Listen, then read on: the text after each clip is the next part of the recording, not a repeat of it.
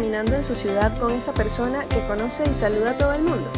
Además, es un saludo que más allá de la camaradería es un afecto de verdad y casi siempre viene acompañado de algún cuento o una anécdota. Presentar a Juan Carlos Godayol es hablar de que en esta vida es posible ser todo lo que se quiere. Actor, parrillero, chef dominguero, influencer, motociclista, montañista, empresario, papá y arquitecto.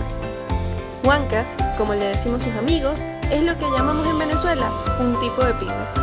Arquitecto egresado de la Universidad Central de Venezuela, es la firma tras el nombre Cota 3.0 Arquitectos, que hoy nos acompaña en un viaje a través de su propia experiencia, pasando por cómo su papá creyó que había perdido la plata invertida en él durante su carrera y aterrizando en un amor infinito por la ciudad de los techos rojos. Este es Juanca contándonos acerca de su yo arquitecto. Hola Juanca, ¿qué tal? Hola Eri, ¿qué tal? Bueno, ¿cómo va todo?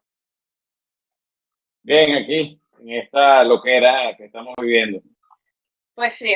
Muchísimas gracias por anotarte para ser parte de esto y bueno, de los inventos cotidianos que tenemos los arquitectos. Pues bueno, esta es una serie de entrevistas que se me ocurrieron para reactivar un poco las redes y darle también material al público, que en su mayoría son estudiantes de arquitectura, aunque no son todos, de las redes de Rally Caracas, que es la iniciativa que tengo como con mi curso de Historia de la Arquitectura, y que bueno, que nació porque el primer semestre que di clase yo me di cuenta de que tenía solo 7 de 27 estudiantes que conocían el centro. Entonces, a raíz de eso, pues comenzamos a hacer unas visitas en el centro de Caracas a manera de rally, que bueno, han tenido premios, ha participado como cualquier cantidad de profesionales, no solo de la arquitectura, y que ya, bueno, lo último era el 14 de marzo, y enos aquí esperando que se dé, porque no se ha dado. Hacer algo chévere y tener contacto con la academia, pues tenemos esta actividad, de verdad, muchas gracias por sumarte. No, gracias a ti. Y bueno, creamos, a mí particularmente me emociona mucho esta entrevista porque bueno, yo como con las pocas personas que he conversado, he dicho miércoles, o sea, Juanca debe ser increíble porque tú hablar contigo es como escuchar anécdotas, cuentos, bro, o sea, siempre hay una manera súper genial y muy creativa de transmitir. Entonces yo creo que eso es como lo más interesante, además de que, bueno, tú eres una persona que es desde montañista hasta actor, pasando por motociclista, entonces creo que hay como mucho para aportar Mira, desde la hay cuento, perspectiva. cuento.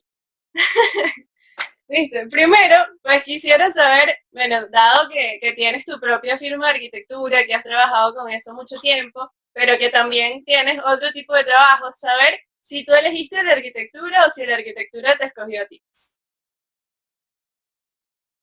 Mira, inicialmente, yo siempre digo, ahora que soy papá, unos chavos muy chiquitos, uno nunca está muy claro a menos que tengas una influencia muy directa desde el punto de vista profesional en tu casa, cosa que no era mi caso, ¿no?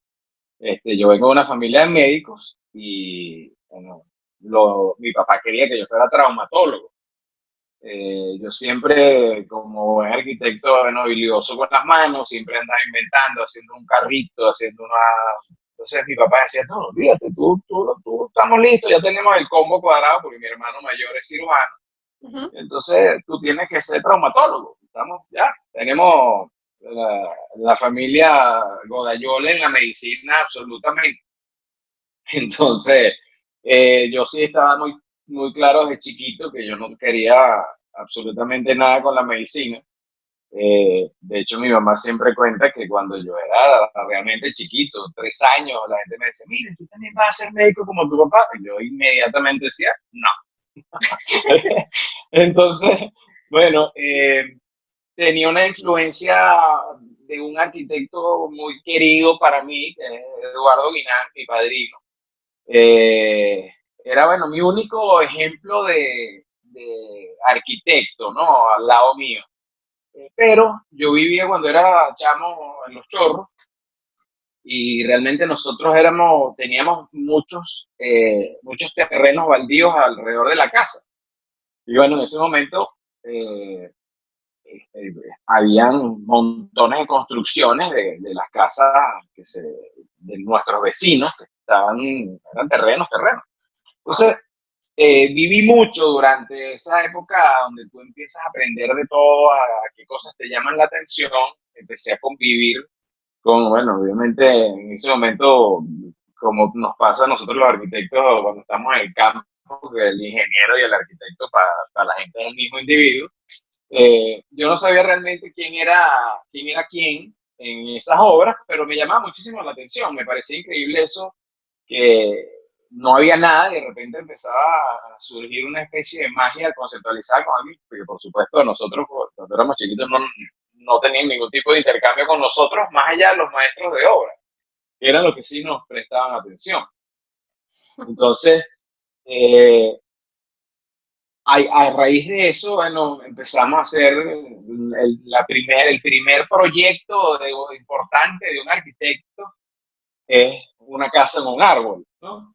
Entonces, siempre fui como siempre tuve mucha curiosidad con el tema de la arquitectura sin saberlo. Siempre fui amante de los Legos, por supuesto hice 1 millón de casas de cartón, de comprar una lavadora y bueno, hacíamos una casa con una lavadora, pintura, el nombre de mi casa donde vivimos cuando era chiquito, ahí hacíamos ampliaciones. Hace poquito que despegó con la cara, fijo.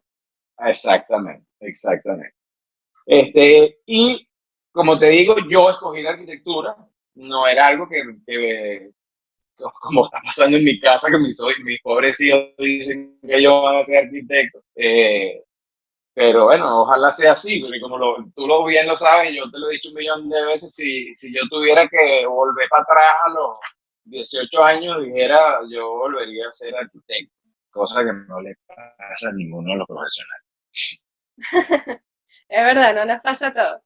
Mira, qué fino, siento que entonces yo también iba encaminada, porque yo también, tú no sabes, También hiciste tu casa con lavadora. Claro, con lavadora, pero también la hice en el árbol, ojo, tú no sabes, a mí me dejaban año tras año, 3 meses, en el Táchira, en el monte, o sea, monte con mi abuelo. Y yo, no sabes todo lo que le jalé a mi abuelo hasta que por fin, entre los dos, hicimos una casa en el árbol, porque bueno, yo no podía ni cargar las tablas de pino. Pero ahí lo logramos y fue genial. Hasta que, bueno, como 6 años después me caí de la casa con mis primos y todo lo demás. Pero por lo menos estuvo un tiempo considerable. Mira, Juanpa, y aprovechando como, bueno, esa relación que tú tienes con la ciudad y esto tan bonito que cuentas acerca de la arquitectura. Yo siempre, bueno, yo le cuento a la gente cuando la gente hace referencias al cielo de Caracas, que una vez andando en moto por la redoma de la Castellana, tú me decías bueno, que había un personaje, ahorita no recuerdo quién, que decía que no había azul como el azul del cielo de Caracas, ¿no? Entonces, yo quisiera saber, cuando tú piensas en Caracas, en esta ciudad, ¿qué te viene a la mente? Me lo dice, me dan ganas de llorar.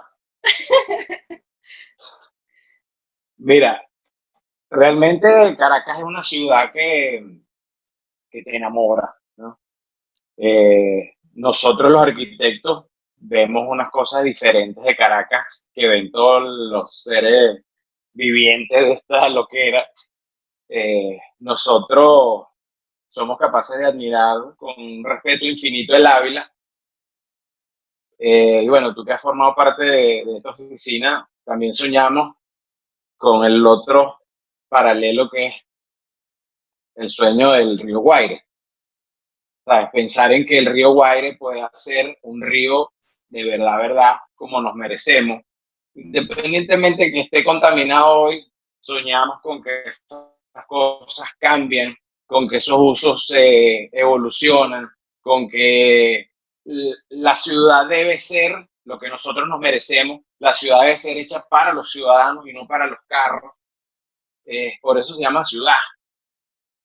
Entonces, para mí Caracas como toda persona que ha estado en este momento, esperemos que sea solo aprendizaje. Cuando te toca salir de Venezuela, siempre estás, aunque yo jamás me lo he planteado, nunca he estado, mira, voy a ir a ver, pero bueno, siempre que sales de Venezuela o que tienes la oportunidad, tú dices, bueno, ¿será que yo me puedo adaptar aquí? ¿Será que yo me puedo adaptar allá? ¿Será que...? Y yo la verdad es que no me veo en ningún otro lado que no sea Caracas. Yo tengo la fortuna de vivir en un apartamento que tiene una vista que yo siempre le digo no existe desde la Patagonia hasta Alaska un apartamento que tenga mejor vista que la mía. Y lo digo además así convencido y seguro, ¿no?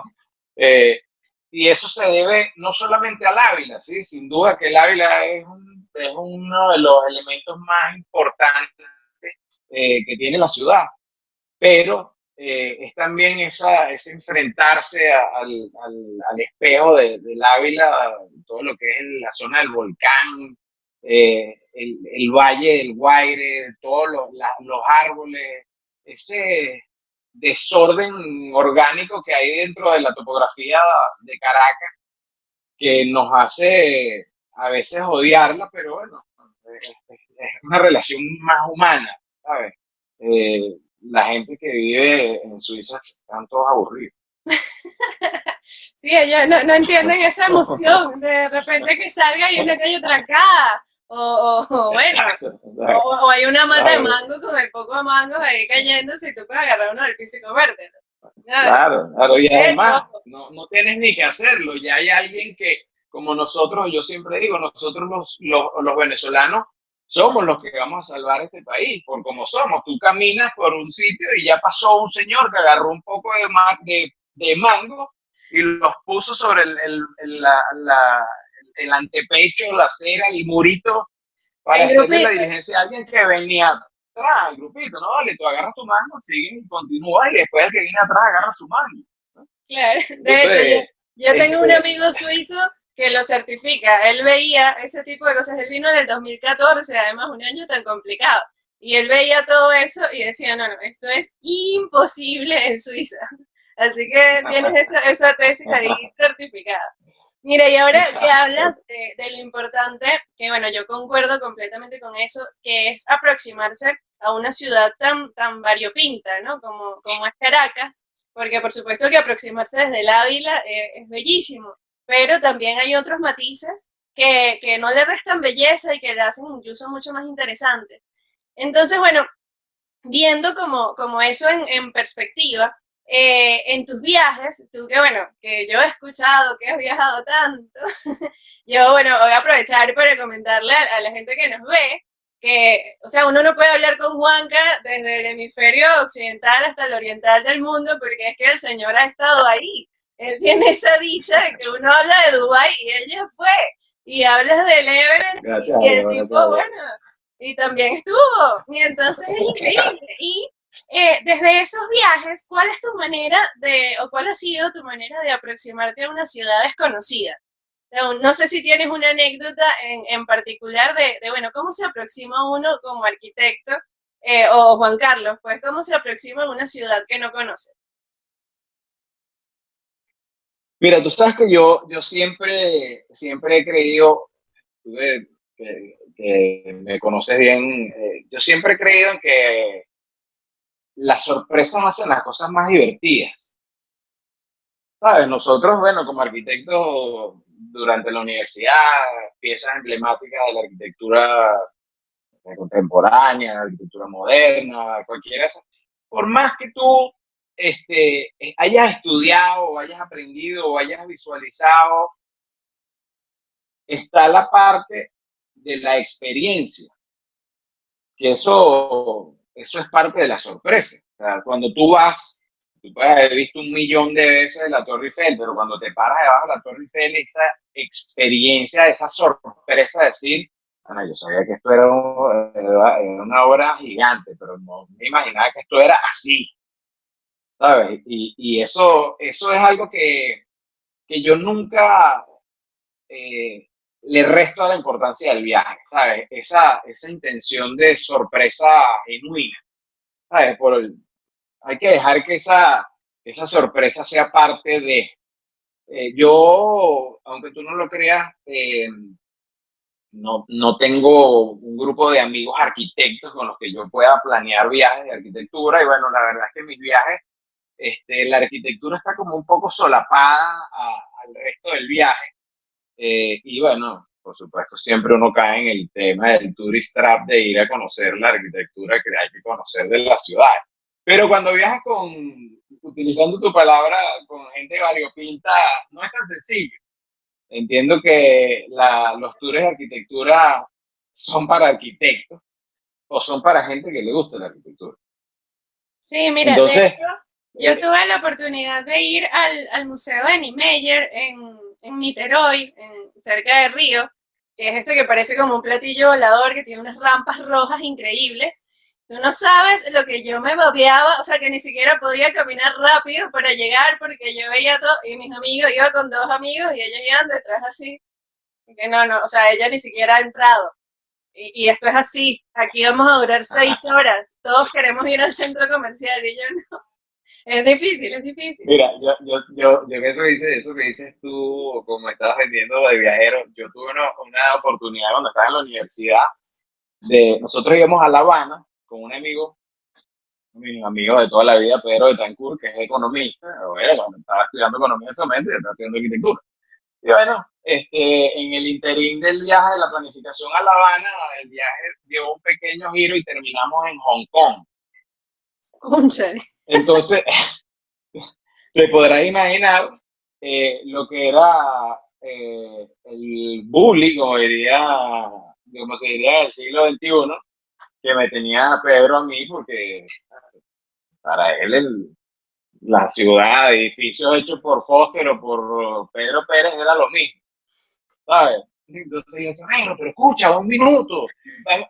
Y era realmente, fue una experiencia interesante, pero hoy por hoy que seguimos siendo hermanos de la vida, gracias a mi fastidio, él habla de lo que fue esa experiencia desde el punto de vista de arquitectura, ¿sabes? Porque, bueno, la arquitectura dentro de los países es una muestra muy contundente de que eres un país serio. Cuando tú tienes una torre seria, no eres ¿sabes?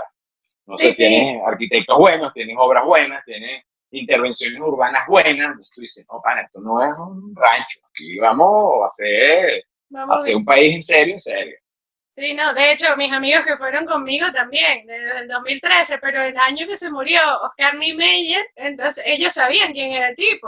No, el que diseñó Brasilia, y yo, vieron, tal Así cual. es, así es, Pero bueno, así es. mira, y hablando de esos proyectos que hacen ciudad, ¿no? Y que permiten como que uno diga, wow, pero aquí la cosa va. ¿Cuál ha sido ese proyecto en el que tú has trabajado donde consideras que más has aprendido? El proyecto. Ujú. No, yo creo que como no decir un proyecto, yo creo que uno tiene que estar claro que uno no debe dejar de aprender nunca, por más sencillo que sea y por más pequeña que sea la intervención, así no sea de realmente arquitectura, de diseño interior, reorganización de espacio. Uno siempre anda aprendiendo, uno siempre, somos seres humanos y metemos la pata con frecuencia. Y hay cosas que de repente te pasa, que en el momento estás muy convencido de tu propuesta y de repente la ves a los años y dices, yo no hubiera hecho eso hoy, ¿sabes?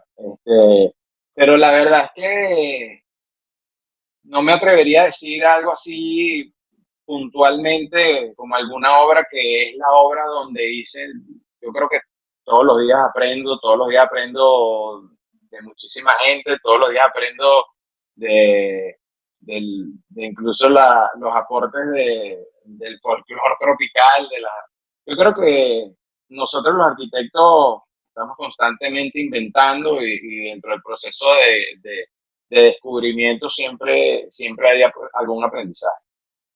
Buenísimo. Mira, y justamente hablando de ese aprendizaje continuo, en estas preguntas, ¿no? Yo lancé, como te conté, varias, así como, bueno, yo en verdad me quedé sin preguntas y dije, pues yo le voy a decir a la gente que pregunte a ver qué quieren saber de los arquitectos. Y a través de esas preguntas me di cuenta de que es muy raro cómo la gente percibe a los arquitectos, ¿no? Entonces, bueno, algunos me lanzaron como preguntas que tienen que ver con mitos de la arquitectura y cualquier cosa. Entre esas había una que era como, bueno, o sea, de verdad diseñan y construyen sus casas.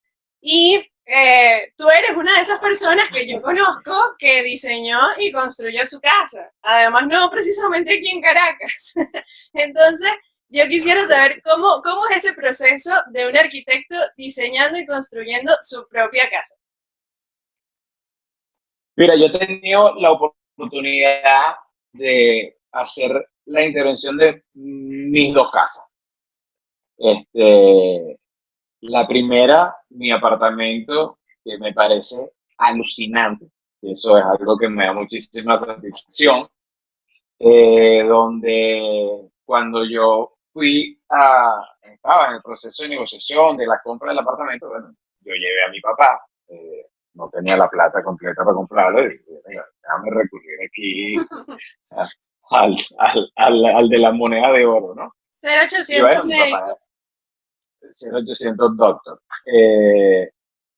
Llevé a mi papá y mi papá, bueno, casi me deshereda en ese instante. Porque realmente lo que pasaba en el apartamento no era sencillo de entenderlo desde el punto de vista espacial. Era un sitio muy malo, con una escalera monstruosamente aparatosa en la mitad del apartamento. Había un acceso, te entras como a una biblioteca y después en la biblioteca te comunicabas por detrás de esa escalera a un salón que estaba cerrado y después al lado estaba el comedor. Entonces yo tratando de explicarle a mi papá todo aquello, él me veía, yo vivía en ese mismo edificio en el piso 7, eh, y lo llevo a mi apartamento después de que le hago el tour y mi papá me dice, yo creo que yo perdí la plata contigo en la universidad. Eh, muy sutilmente me lo dijo, me dice, ese espacio es un desastre, eh, ahí no puede quedar nada bueno, ¿cómo vas a hacer con la escalera? Olvídate lo que tú sabes. Una de las cosas con las que nosotros como arquitectos tenemos que luchar es la gente no entiende lo que es un espacio.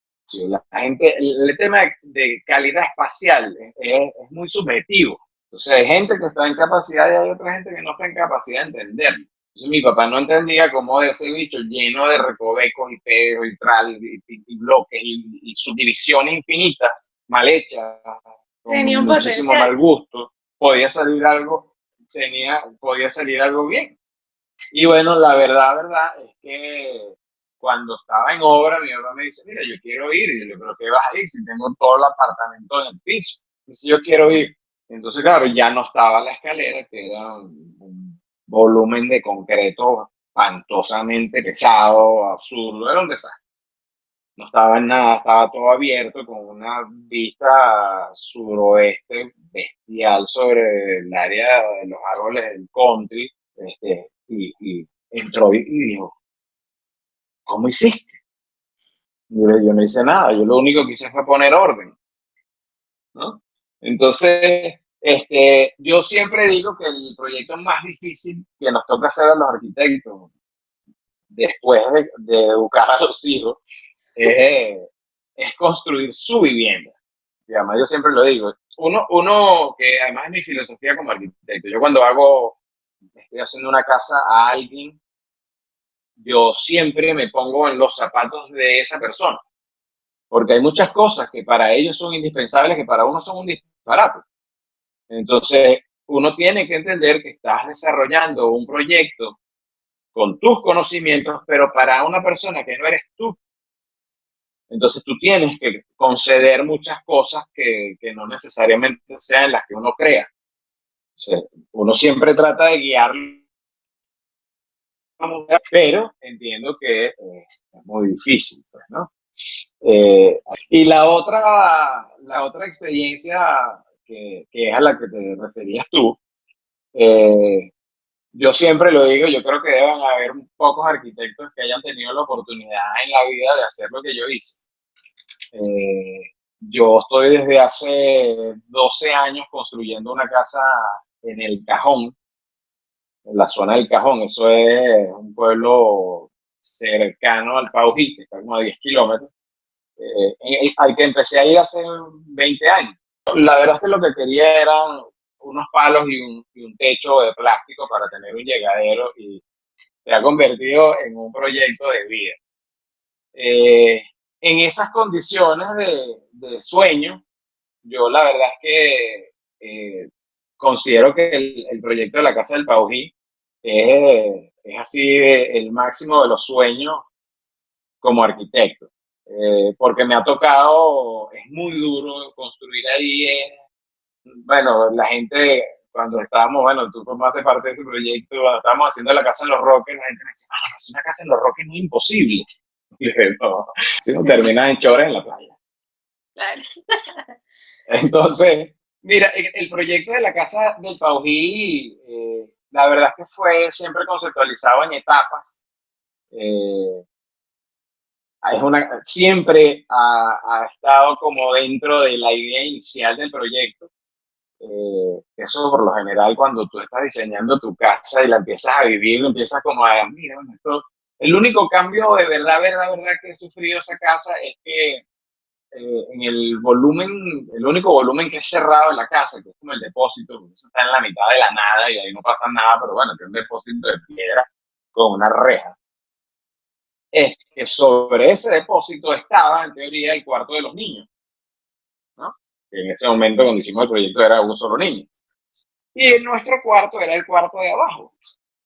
Cuando hicimos esa primera etapa, que era el área del depósito, la cocina y arriba el cuarto de los niños, que iba a ser temporalmente nuestro cuarto, cuando nos subimos allá arriba y vimos la vista, dijimos, mira, de aquí no nos bajan ni cuando tengamos 80 años.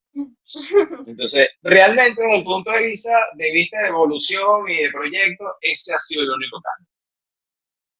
El único cambio que ha sufrido la casa es que nos quedamos nosotros en el cuarto de arriba y el cuarto de abajo, bueno, los chamos son muy chiquitos todavía, ese cuarto es como un cuarto de huéspedes, ¿no?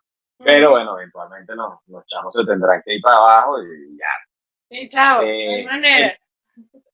Y esa es una clásica muestra con la que todos los que han podido conocer la Casa del Paují y eterna pelea con mi esposa es que, bueno, yo he seguido muy fielmente la palabra del maestro Villanueva, que las casas en el trópico deben mojarse. Entonces, esa es una casa muy abierta, con techos solapados, eh, con unos aleros gigantes, donde no hay ventanas, donde hay muy poco cerramiento, donde el vidrio no existe como aislamiento de la intemperie. Entonces, claro, cuando empieza un palo de agua de esos de selva, que viene el viento a 30 kilómetros por hora, bueno, hay una ligera chispa de agua, que es agua bendita, como digo yo siempre, pero bueno, cada vez que empieza a llover, me cuesta el matrimonio.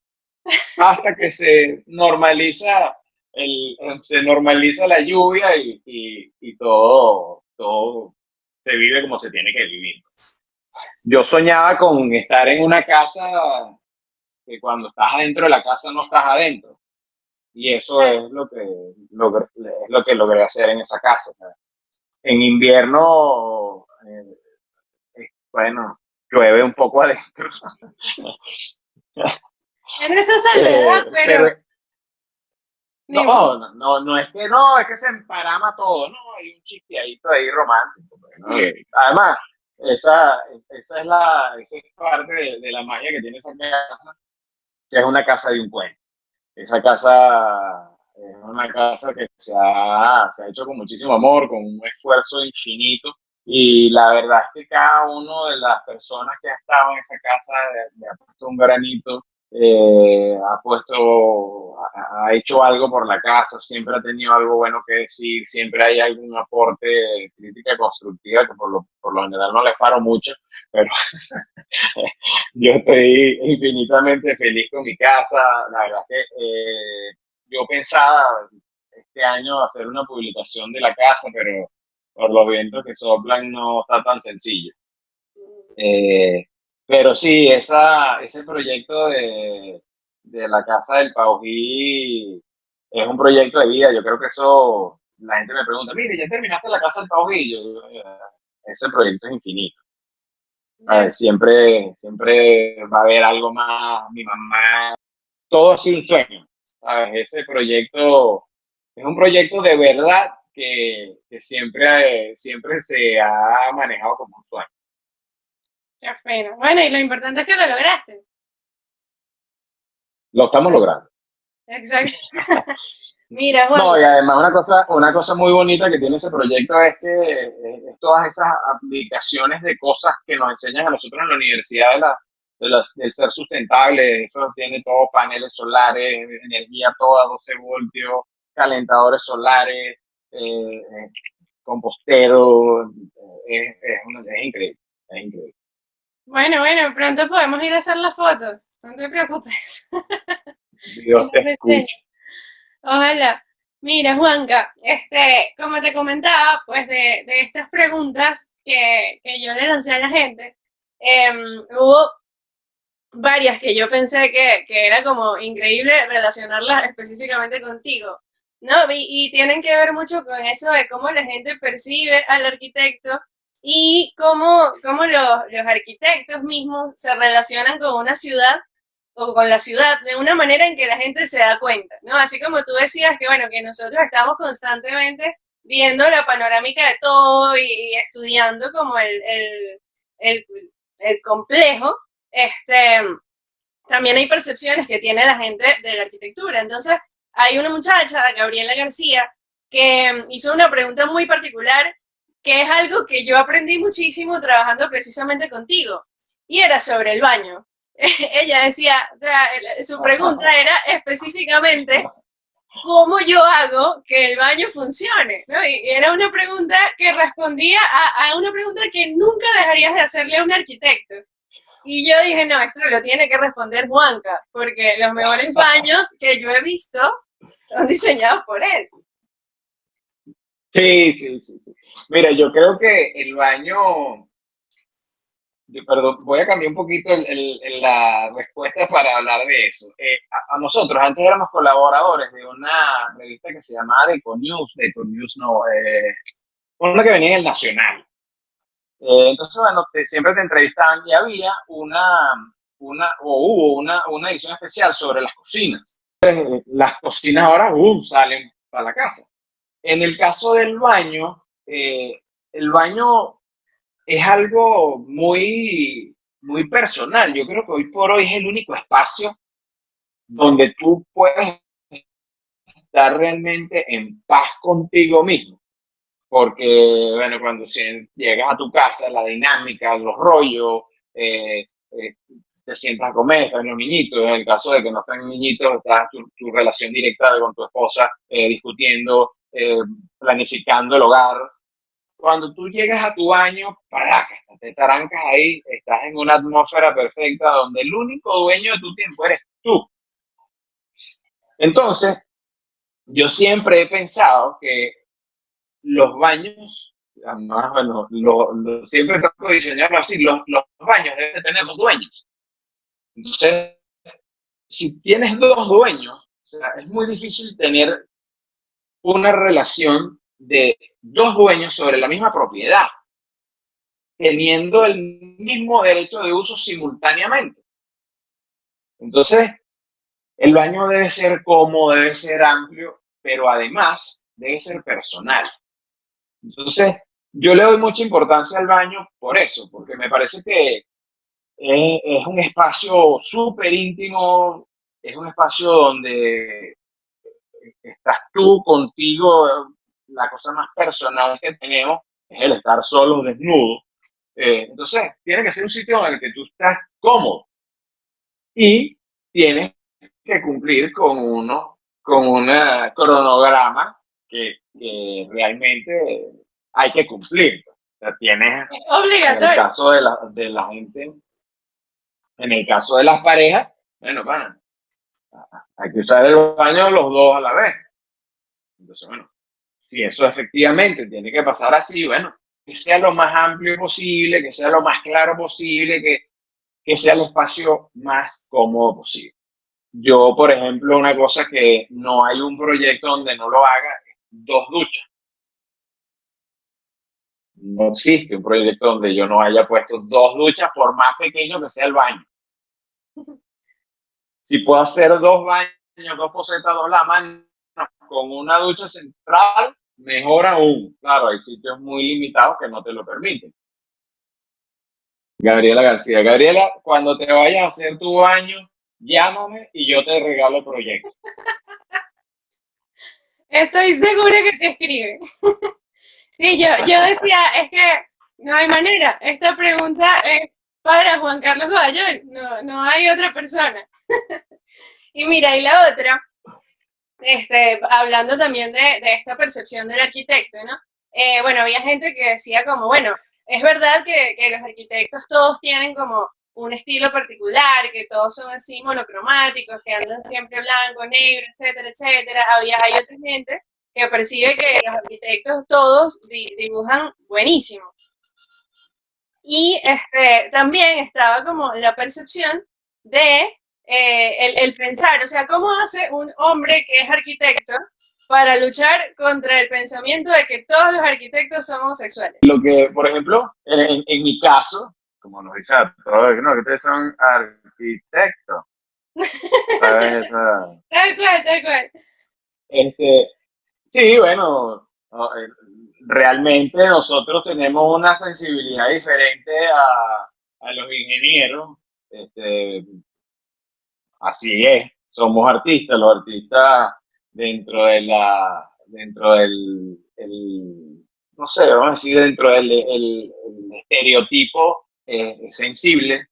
Yo soy más llorón que nadie. O sea, yo, por ejemplo, he entrado para la Gran Sabana 80 veces o 200 veces y yo las 200 veces se me aguan los ojos. Mis hijos todavía, claro, son chamos y me ven con los ojos aguados y no entienden. ¿Sabes? Mira, mira, es felicidad.